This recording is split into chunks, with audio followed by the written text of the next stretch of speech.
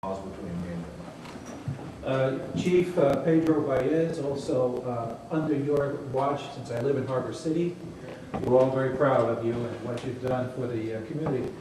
A couple of years ago, and this points out to your statement about reaching out.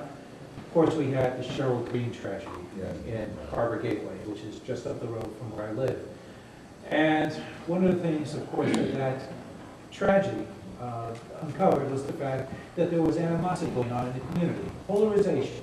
What will your captains and their subordinates do in order to bring the community closer together so that we don't have a repetition of that incident ever again? You know, and of course I was highly involved with Cheryl Green incident, and I want to make sure that that never happens again. That hurt obviously the community and it hurt me.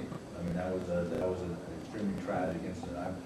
I'm very pleased to say that the investigation of that was not only thorough but resulted in not one but 5 death penalty prosecutions, as it should, because you know an act of urban terrorism, when you target somebody based on their status, based on their race, their creed, their color, their orientation, is a crime that we all have to stand up and say is unacceptable. So first of all, I say all that to say that those are my #1 priority. When a gang like 204 Street stands up and says that they're going to target people based on race, then they go to the top of my list, and I don't care if there's only 2 of them. And we will do it. I will do whatever is in my power, whatever is in my constitutional ability to bring them to justice, and that's what we did. That's what we did with Cheryl's case. We brought the U.S. Attorney down, we brought the District Attorney down, we brought the City Attorney down. I had the FBI there. We brought everybody, and that's the way you handle it. Because I remember you have to make a declaration that this cannot stand. So we'll continue to do that. Then I think the dialogue is hugely important. I mean, I have to encourage community dialogue, which I think is what this roundtable is about. This is 5 years. It's 5 years. I think that my interaction with this group and others is extremely important because we have to talk about racial harmony. I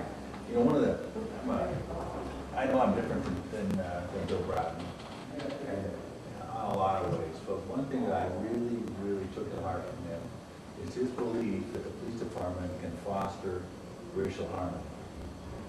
And when you think about it, it makes perfect sense because we have had periods in our history when we fostered racial disharmony. So when you have the ability to press on one end, you also have the ability to press on the other. That's right. And I want to make use of that. I want to make use of this department to bring the community closer together, all parts of the community. So anything I can do, be it roundtable, be it town hall meetings, which I've had 4 of them in the last week, be it our community relations section with Lieutenant Booker, with Captain Romero, anything that I can do to bring these communities together. I think this is a great opportunity here. Mr. Hernandez is here from 77. Some people that I believe are committed to this, and so we've got to bring them together. We've got to keep the discussion going.